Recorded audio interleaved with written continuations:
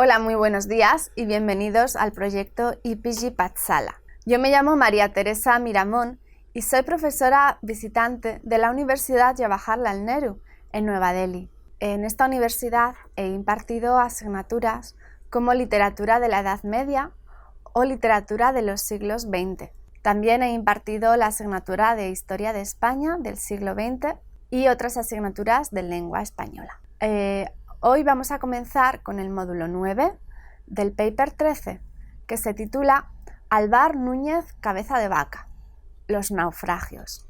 En el siguiente módulo nos acercaremos a algunos de los testimonios más representativos de la historia del Nuevo Mundo. En primer lugar, veremos el contexto del diario de a bordo de Cristóbal Colón, pasando por la historia de Fernández de Oviedo hasta las relaciones de Hernán Cortés. Posteriormente nos centraremos en la figura de uno de los mayores aventureros de la historia americana, Alvar Núñez Cabeza de Vaca. Trazaremos un recorrido por los hitos más importantes de su vida y por último focalizaremos nuestra atención en la obra Naufragios. Esta obra es de vital importancia porque aporta informaciones antes desconocidas y se establece como uno de los primeros documentos etnográficos de la historia de la conquista. Vamos a pasar al apartado sobre la biografía de Alvar Núñez Cabeza de Vaca. Las crónicas de las Indias son textos de vital importancia para entender el devenir de la historia moderna. A lo largo del siglo XVI, sus autores principales comparten una categoría muy variada en cuanto a sus funciones dentro del imperio, con el fin de contextualizar los rasgos principales de la primera crónica americana. Mostraremos las características de algunos de los personajes que protagonizaron la escritura de crónicas. Por ello, encontramos figuras directamente involucradas en el descubrimiento, como los navegantes de Colón y su diario, o personajes con influencias militares y conquistadoras, como Hernán Cortés o Cabeza de Vaca, o aquellas crónicas más reflexivas, donde se exponen las culturas aborígenes, donde se habla del proceso de evangelización y se reflexiona sobre el contexto social americano, como por ejemplo Fernández de Oviedo o Bartolomé de las Casas. En el caso de Colón, la escritura del diario supone un texto justificativo de la empresa navegadora, donde la importancia capital para el genovés se refleja en las capitulaciones de Santa Fe de 1492. Las capitulaciones fueron documentos jurídicos en los que otorgaba al propio Colón los títulos de almirante, virrey y gobernador general de todos los territorios que descubriera o ganase durante su vida. El diario de a bordo es uno de los primeros testimonios de la conquista, escrito desde un punto de vista descriptivo y con tono sorpresivo. Cristóbal Colón asociaba la idea del descubrimiento con el paraíso, en un texto que expone la fascinación por la naturaleza virgen americana. Se describe con sorpresa el medio ambiente y sus pobladores. Dice así: verdad es que algunos árboles eran de la naturaleza de otros que hay en Castilla, por ende había muy gran diferencia, y los otros árboles de otras maneras eran tantos que no hay persona que lo pueda decir ni asemejar a otros en Castilla. La gente toda era una con los otros ya dichos, de las mismas condiciones y así desnudos y de la misma estatura, y daban de lo que tenían por cualquier cosa que les diesen. La narración colombina se presenta notablemente influenciada por los textos de otros autores que sirvieron de inspiración al navegante, como por ejemplo Heródoto, Marco Polo, Plinio o Pierre Daly. Añadiendo las artes de navegación del propio Colón, obtenemos un cóctel hiperbólico de fantasía, tanto por las descripciones naturales aportadas como por la dureza y los embistes del mar. Por su parte, Cristóbal Colón desdeña la diversidad lingüística y cultural de los indios, integrando ambos motivos como una parte más del paisaje, y centra su atención en el bautismo toponímico de los lugares que visita. Como de esta isla vi otra mayor al oeste. Cargué las velas por andar todo aquel día hasta la noche, porque aún no pudiera haber andado al cabo del oeste, a la cual puse el nombre la isla de Santa María de la Concepción. Esto lo dice en su diario de a bordo, que escribió el 15 de octubre de 1492. No existe una descripción detallada de la población, porque la creencia de Colón es precisamente que los indios son una tabula rasa a la espera de la evangelización, entendida desde la visión providencialista anteriormente comentada. La evolución del mito del buen salvaje deriva en capítulos de indios ladrones y cobardes, a los que se debe aplicar el derecho con toda su fuerza, es decir, pasan a ser objetos vivientes dentro del marco general de la naturaleza. La naturaleza sirve para justificar la mitificación del mundo descubierto. La misma naturaleza que Fernández de Oviedo detallará desde un punto de vista más descriptivo, menos instrumental porque no es navegante, pero que da muestras de un interés mayor por conocer la otredad americana. El Sumario de la Natural y General Historia de las Indias de 1526 y la Historia General de las Indias de 1535 se redactan bajo el tópico cristiano de pluralistas. Es decir, desde esta óptica se puede entender que exista diversidad natural, lingüística y folclórica. Fernández de Oviedo no establece diferencias entre los hombres independientes de su raza, porque todos pertenecen al principio cristiano de igualdad entre los seres. Oviedo, a diferencia de Colón, aporta una visión directa, sin filtros protectores de la realidad, que le permite recoger los detalles para componer catálogos de muestras de aves, semillas, insectos o plantas medicinales.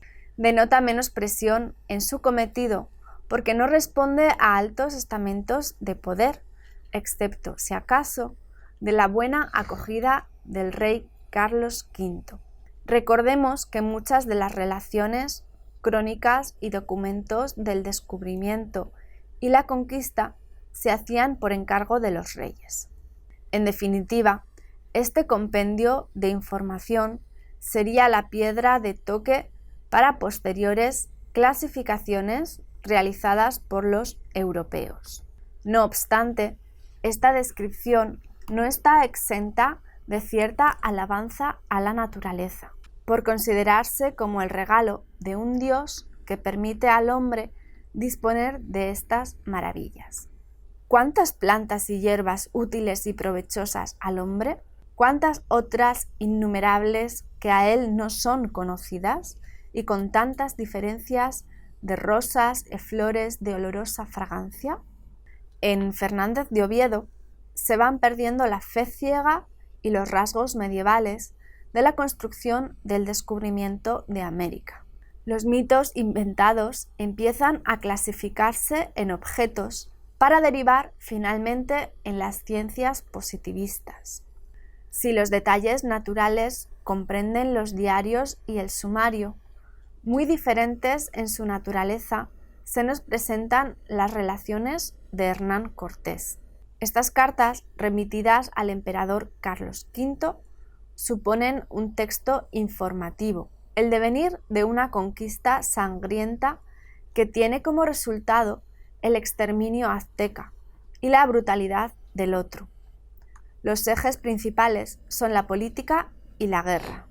Faltaría la parte de los indios para explicar cómo fue posible la matanza de tanta población con unos medios tan reducidos. Diamond comenta que uno de los factores de esa matanza fue precisamente la escritura, puesto que los españoles podían enviar información para pedir nuevas huestes, provocando mejoras en la navegación y secularizando el mundo americano a partir de la historiografía. Moctezuma, desgraciadamente, no tenía información sobre las armaduras de Cortés porque no estaba recogida en ninguna parte. Sin embargo, el imperio azteca no eran hordas de indios. Cortés refleja el progreso civil de los mismos aztecas para llegar a un cambio de estrategia en cuanto a intrigas militares y argucias políticas, situaciones análogas a las experimentadas en los protoestados emergentes de Europa. Por ello, el texto refleja cómo incita al engaño, a la lucha entre pueblos o a la confección de gobiernos títeres. Todo ello con el objetivo de desestabilizar el gobierno. Y Cortés, mediante dichas estratagemas bélicas, provoca el error de cálculo de Moctezuma, quien lo confunde con un dios. Las relaciones ocultan información del otro, tratándose de un texto de carácter arengador y motivante, donde se ensalza la figura del conquistador extremeño. A diferencia de Oviedo o Colón, en Cortés hay un afán de enriquecimiento personal, una empresa heroica que debe ejecutarse sin contemplaciones y sin fallas. Es Cortés quien plantea las primeras cuestiones de teoría mercantilista. ¿Cómo gestionar las riquezas confiscadas? ¿Cuáles son los tributos o porcentajes que corresponden? A su vez, la narración muestra los valores del honor o la valentía, al mismo tiempo que animaliza a los indios para justificar el ataque, siendo el azteca un pueblo más combativo.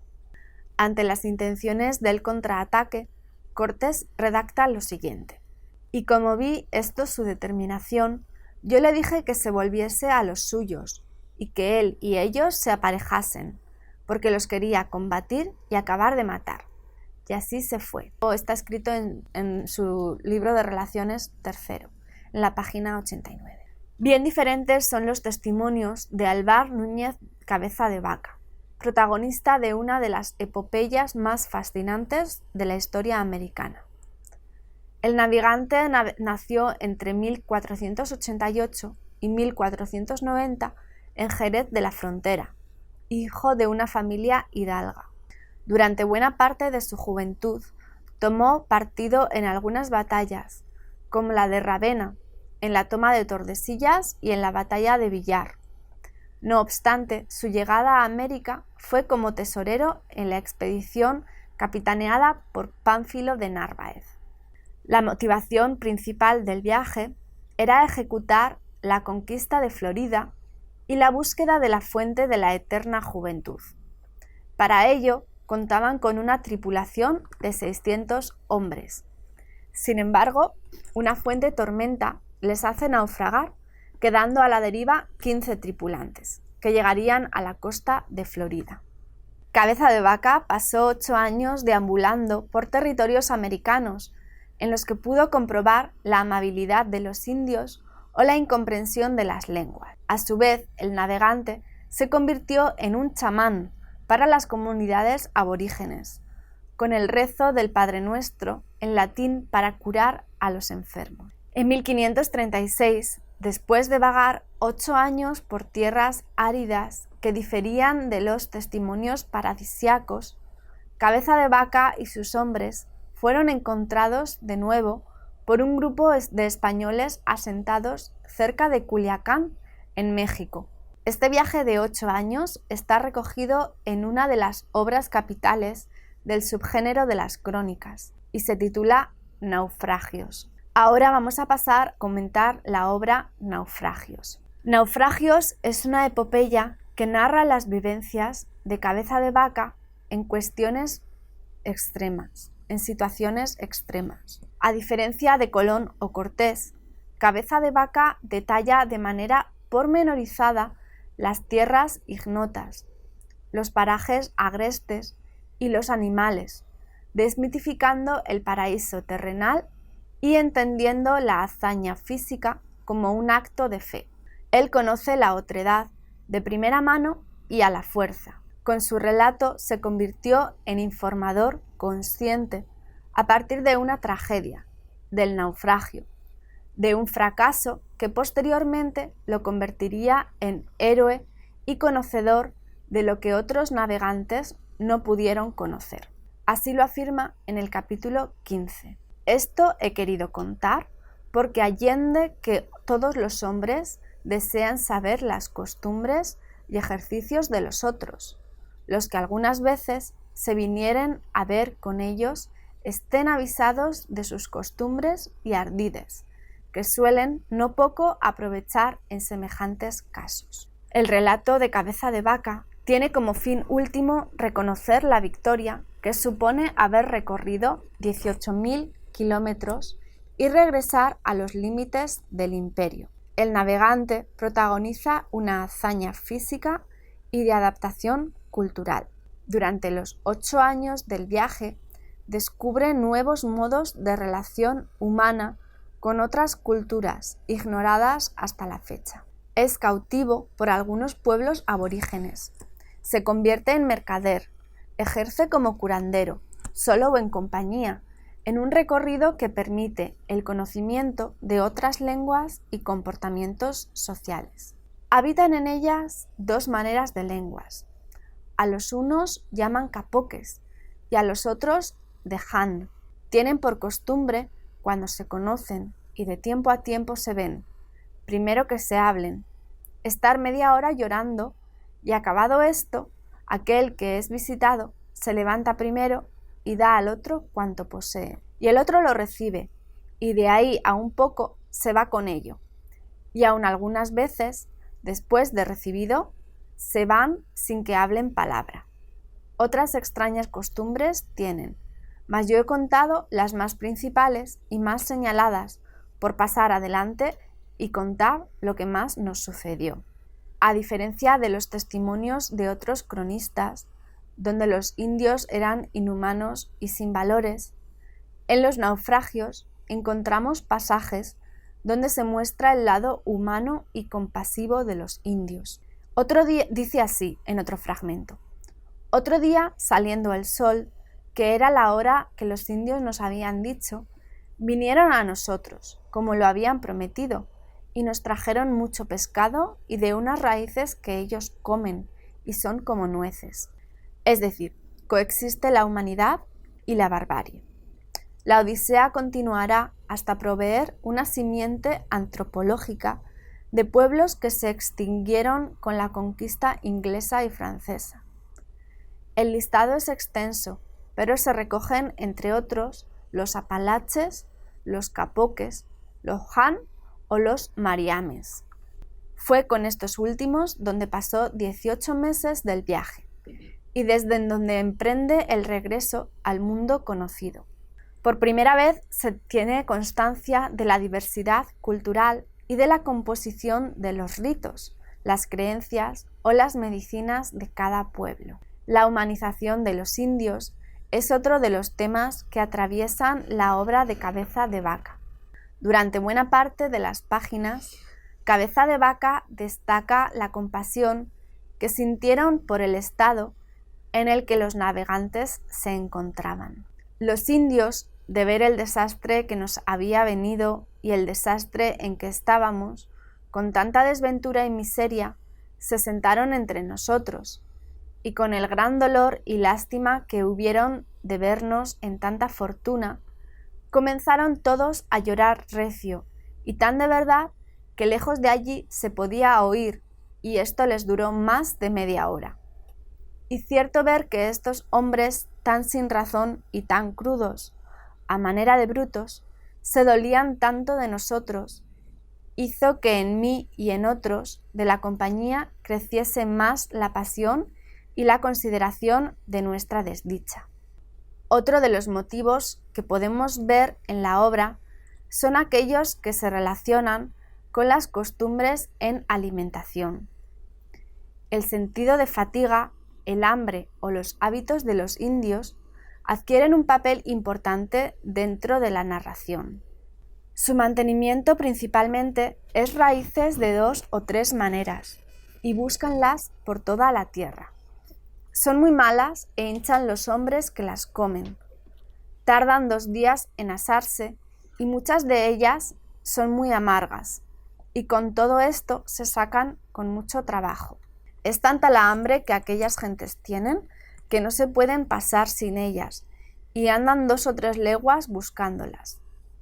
Algunas veces matan algunos venados, y a tiempos toman algún pescado. Mas esto es tan poco, y su hambre tan grande, que comen arañas y huevos de hormigas, y gusanos y lagartijas, y salamanquesas, y culebras y víboras, que matan los hombres que muerden, y comen tierra y madera, y todo lo que pueden haber, y estiércol de venados, y otras cosas que dejo de contar, y creo averiguadamente que si en aquella tierra hubiese piedras, las comerían. Aunque existen referencias a la piedad de un dios, el texto supone un viaje a los infiernos del ser humano, completándose el choque cultural inverso con el encuentro entre el náufrago y Diego Alcaraz, quien lo trata como al peor de los indios. Asimismo, cabe destacar que otro de los mitos que se derrumbaron después de los testimonios de Cabeza de Vaca fue la abundancia de riquezas materiales en todas las partes de América. El navegante se refiere en el capítulo 3 a una sonaja de oro. Dice así: el uno de aquellos buhíos era muy grande, que cabrían en él más de 300 personas. Los otros eran más pequeños, y hallamos allí una sonaja de oro entre las redes.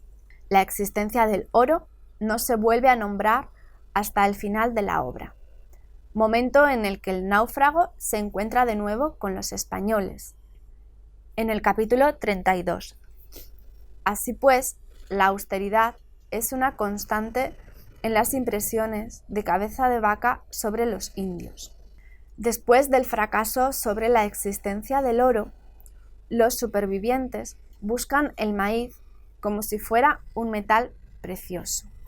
El hambre les acercará a pueblos agricultores, donde la América utópica de abundancia plena y riqueza natural se evapora en los naufragios para transformarse en una tierra hostil, pobre y sin recursos. Para concluir, podemos decir que hemos visto la importancia de las crónicas en la reconstrucción del imaginario sobre la conquista.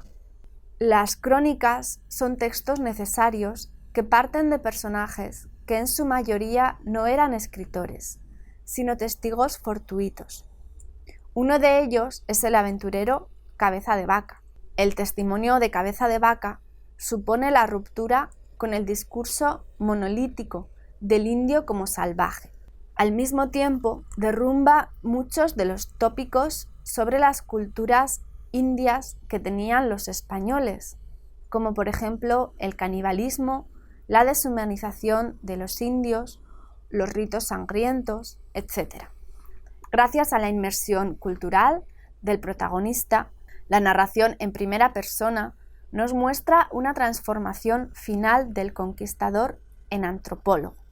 Por último, podemos señalar que los naufragios podrían ser considerados como una pieza clave para entender el nacimiento de la interculturalidad dentro del marco del descubrimiento de América. Eso es todo en este módulo. Muchas gracias por escucharnos.